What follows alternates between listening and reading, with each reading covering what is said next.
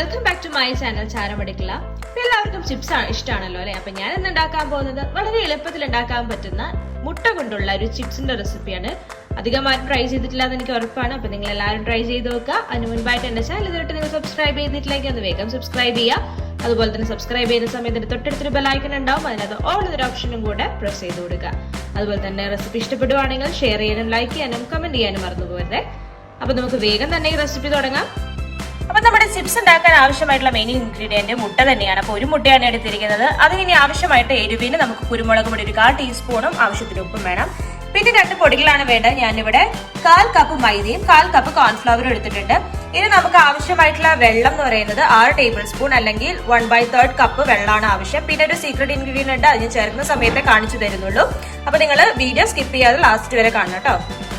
നമുക്കിനി ചിപ്സ് ഉണ്ടാക്കാനുള്ള ബാറ്റർ തയ്യാറാക്കി എടുക്കാം. ഇത് പ്രത്യേക തരം ചിപ്സ് ആണ്. അപ്പൊ ആദ്യം നമുക്ക് മുട്ടയൊഴിക്കാം. മുട്ടയൊഴിച്ച് അതിന്റെ അകത്തേക്ക് നമ്മൾ എടുത്ത് വെച്ചിരിക്കുന്ന കുരുമുളക് പൊടിയും അതുപോലെ ഉപ്പും കൂടെ ചേർത്തിട്ട് നന്നായിട്ടൊന്ന് ബീറ്റ് ചെയ്തെടുക്കണം ഫസ്റ്റ്. അപ്പൊ അതാണ് ആദ്യം നമ്മൾ ചെയ്യേണ്ടത്.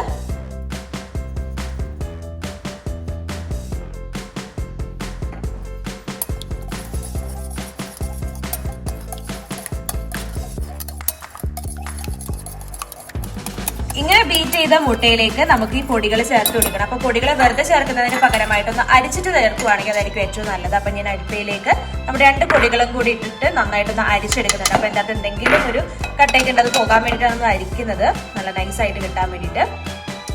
ഇനി നമുക്കിത് നന്നായിട്ട് ഇതിന്റെ കൂടെ ഒന്ന് മിക്സ് ചെയ്തെടുക്കണം. അപ്പൊ മിക്സ് ചെയ്തെടുക്കുന്ന സമയത്ത് ഒന്ന് മിക്സ് ചെയ്തതിന് ശേഷം വെള്ളം കുറച്ചായിട്ട് ഒഴിച്ചു കൊടുക്കുക. അപ്പൊ നമ്മൾ 1/3 കപ്പ് വെള്ളമാണ് എടുത്ത് വെച്ചിരിക്കുന്നത്. ഏകദേശം ഒരു 6-7 ടേബിൾ സ്പൂൺ അടുത്തുണ്ടാകും. അപ്പൊ നമ്മൾ ഒഴിച്ചൊഴിച്ച് റെഡിയാക്കി എടുക്കണം. കുറച്ചായിട്ട് വെള്ളം ഒഴിക്കാവുള്ളൂ, ഒറ്റയടിക്ക് എല്ലാം കൂടെ ഒഴിക്കേണ്ട. നല്ല കട്ടയില്ലാണ്ട് നന്നായി തന്നെ മിക്സ് ചെയ്തെടുക്കുക.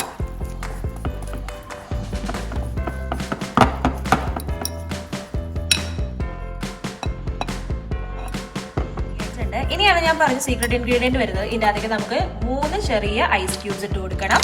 ഇതും കൂടി ഇട്ട് നന്നായി മിക്സ് ചെയ്യുക. നമ്മൾ ഐസ് ക്യൂബ്സ് ഇടുന്നത് കുറച്ചും കൂടെ നല്ല ക്രിസ്പി ആയി കിട്ടാനാണ് നമ്മൾ ഐസ് ക്യൂബ്സ് യൂസ് ചെയ്യുന്നത്. അത് നന്നായി മെൽറ്റ് ചെയ്ത് വരുമ്പോഴത്തേക്കും കറക്റ്റ് നമ്മുടെ പാകമായിട്ടുണ്ടാവും കേട്ടോ. അപ്പൊ ഇത് 5 മിനിറ്റ് നേരത്തേക്ക് നമുക്കത് മാറ്റി വെക്കാം. ഈ സമയത്ത് നമുക്ക് എണ്ണ അടുപ്പത്ത് വെച്ചൊന്ന് ചൂടാക്കി എടുക്കാം വറുക്കാനായിട്ട്. ഇനി നമുക്ക് നമ്മുടെ ചിപ്സ് ചുട്ടെടുക്കാൻ വേണ്ടിയിട്ട് എണ്ണ അടുപ്പത്ത് വെച്ചിട്ടുണ്ട്. അധികം എണ്ണ ഒഴിച്ചിട്ടില്ല. എണ്ണ ശ്രദ്ധിക്കേണ്ടത് ഒത്തിരി ചൂടായി പോകാൻ പാടില്ല, അതിന് മുമ്പ് തന്നെ നമ്മൾ ഒഴിക്കണം. അപ്പൊ ഞാനിപ്പോ 1 ടേബിൾ സ്പൂണോളം മാവാണ് ഒഴിച്ചിരിക്കുന്നത്. അധികം ചൂടാവാതെ ഒഴിക്കുക, അല്ലെങ്കിൽ വല്ലാതെ ചിതറിപ്പോകാനുള്ള ചാൻസ് ഉണ്ട്. കുറച്ചായി മാത്രം ഒഴിച്ചിട്ട് ഇതുപോലെ നമുക്ക് ചുട്ടെടുക്കണം. നല്ല ക്രിസ്പിയായി വരും, കുറച്ച് ടൈം എടുക്കും. ഒഴിച്ചതിന് ശേഷം വേണമെങ്കിൽ നമുക്ക് തീ കൂട്ടി വെക്കാവുന്നതാണ്. പക്ഷെ ഒഴിക്കാൻ നേരത്തെ തീ ഉണ്ടാവാൻ പാടില്ല. അപ്പൊ ആദ്യം നമുക്ക് തീ ടെസ്റ്റ് ചെയ്യാൻ വേണ്ടിയിട്ട് ആദ്യം തന്നെ ഇതുപോലെ നമുക്ക് ഒരു ബാച്ചായിട്ടൊന്ന് ഒഴിച്ചു നോക്കാം. എന്നിട്ട് വേണം നമുക്ക് ചുട്ട് തുടങ്ങാൻ വേണ്ടിയിട്ട് കേട്ടോ.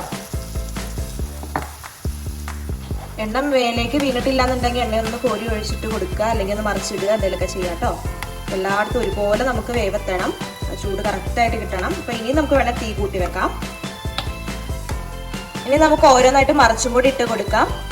ഒരേപോലെ എല്ലാ ഭാഗത്തും വരണമെങ്കിൽ തിരിച്ചു മറിച്ചായിട്ട് ഇട്ട് കൊടുക്കണം. തീ കൂട്ടി വെക്കുമ്പോഴത്തേക്കും നമ്മൾ എപ്പോഴും ശ്രദ്ധിച്ചുകൊണ്ടിരിക്കണം മറിച്ചും തിരിച്ചു വിടാൻ വേണ്ടിയിട്ട്. അപ്പൊ കുറച്ച് ടൈം എന്തായാലും എടുക്കും. ഇത് ഉണങ്ങി കിട്ടണമെങ്കിൽ ഒരു ബ്രൗൺ കളർ ആയപ്പോഴാണ് നമ്മൾ എടുക്കുക. ഇപ്പൊ കാണുമ്പോൾ ചിലപ്പോൾ നമുക്ക് കറക്റ്റായി തോന്നും, പക്ഷെ കുറച്ച് നേരം എടുക്കണം. ഒരു ബ്രൗൺ കളർ ആയതിനു ശേഷം മാത്രമാണ് നമ്മൾ വാങ്ങിയിരിക്കുന്നത് കേട്ടോ. അപ്പൊ നല്ല ലൈറ്റ് ബ്രൗൺ ഷെയ്ഡ് ആയിട്ടുണ്ട്. നമ്മുടെ ചിപ്സ് റെഡി ആയിട്ടുണ്ട്. നമുക്ക് വേഗം ഒരു പാത്രത്തിലേക്ക് മാറ്റാം. പാത്രത്തിൽ ടിഷ്യൂ പേപ്പർ ഇട്ടിട്ട് അതിലേക്ക് വേണം മാറ്റാൻ വേണ്ടിയിട്ട്. അപ്പൊ എക്സസ് ആയിട്ടുള്ള എണ്ണ ഉണ്ടെങ്കിൽ അതിൻ്റെ അകത്ത് പോയിക്കോളും. അപ്പൊ നമ്മൾ ഇത് ഉണ്ടാക്കുന്ന നേരത്തെ പ്രത്യേകം ശ്രദ്ധിക്കേണ്ടത് ഇതിൻ്റെ അകത്ത് നമ്മുടെ തീയാണ്. തീ ഒട്ടും നല്ല കൂടി പോകാൻ പാടില്ല. വളരെ കുറഞ്ഞ തീയിൽ മാത്രമേ ഇത് നമ്മൾ ആദ്യം ഒഴിക്കാൻ പാടില്ല, വല്ലാതെ ചിതറി പോകും.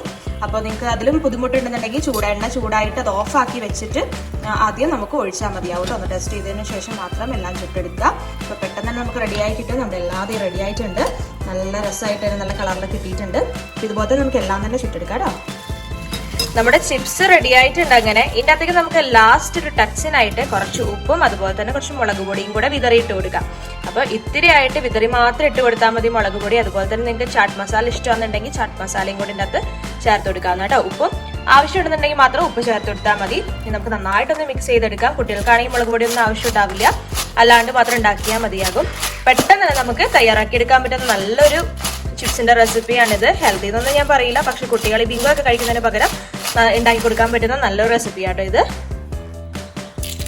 നമ്മുടെ വീട്ടിലുള്ള സാധനങ്ങൾ വെച്ച് തന്നെ നമുക്ക് ഉണ്ടാക്കിയെടുക്കാൻ പറ്റുന്ന ഒരു റെസിപ്പിയാണിത്.